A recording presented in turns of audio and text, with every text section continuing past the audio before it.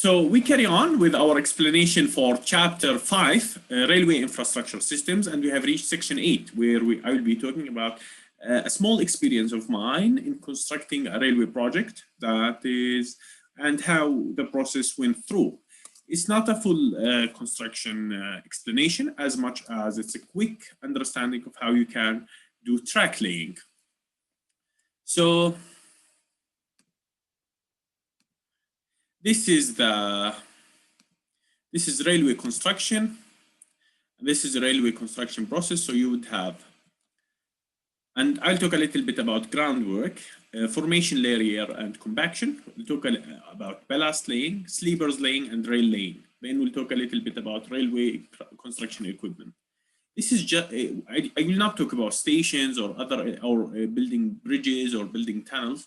This is just a quick summary of a railway construction project that I went through and some of the things that have happened during that project. Of course, there are more advanced projects and definitely much more to learn, but this is just a simple understanding of how you can do track laying. So in the beginning, you need to build an embankment, and this is the embankment, and you need to make sure the slope is 2:1, and you will use this using bulldozers and other equipments and trucks to make your the basic embankment, and you will compact it. Then you will put this formation layer at 10 centimeters of a formation layer, and you will compact it. And after you compact this layer, now you are ready to lay your ballast. So this is you lay the formation layer, you compact it, and you have this 10 centimeters of depth. Then you lay your ballast, and you lay your ballast using a truck. And what you need to think about is the width of the ballast as well as the thickness, that it is according to standards. And there are some ballast laying machines which actually have an opening as the exact width of the track, and they can actually put 30 centimeters or 40 centimeters along the route. And then you will lay your sleepers using a mobile crane. And the challenge here is to have to lay the sleepers properly and to have a proper, and sometimes you have a train that is only laying sleepers. So, but I think in a manual labor work, you need to lay your sleepers and make sure that the distance is not too close and not too far. And it should be 6 centimeters, and the sleeper should be well aligned.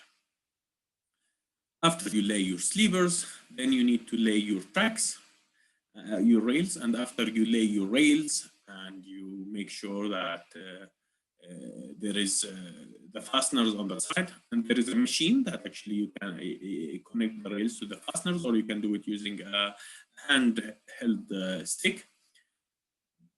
But before that, you need to make sure that you have laid the rails in the right way, and you need to make sure that you weld them. Then you would build your aligned track. And for welding, most probably you would be using either thermite welding or flush pot welding, depending on the machines you have. You would weld, make sure that you don't have a bore weld like this weld, and you make sure that it's a smooth and no gaps. And after welding your rail is ready. Some of the construction equipment that you should be familiar with: trucks, graders, bulldozers, mobile cranes, piling machines, excavators. This is just a quick introduction. Of course, life is not always perfect. This is an example of how things can go in the wrong way. And this is, you can have cracks on the side. So not everything will be perfect, but you should make sure that you work according to standards.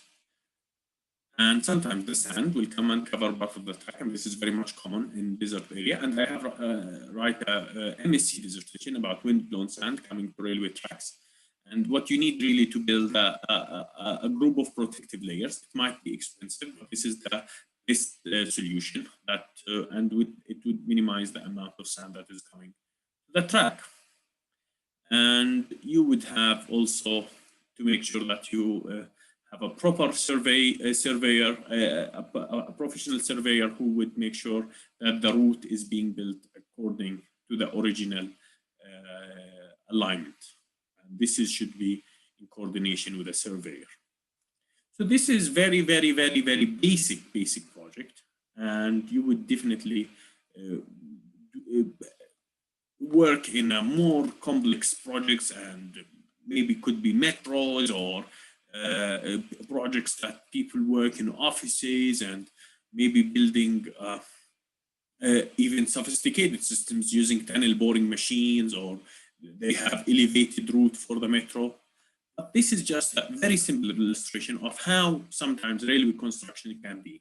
I don't want you to think about railway projects that, I don't want you to think about them as scary. They can be scary, but also they can be simple. It depends on how you implement them.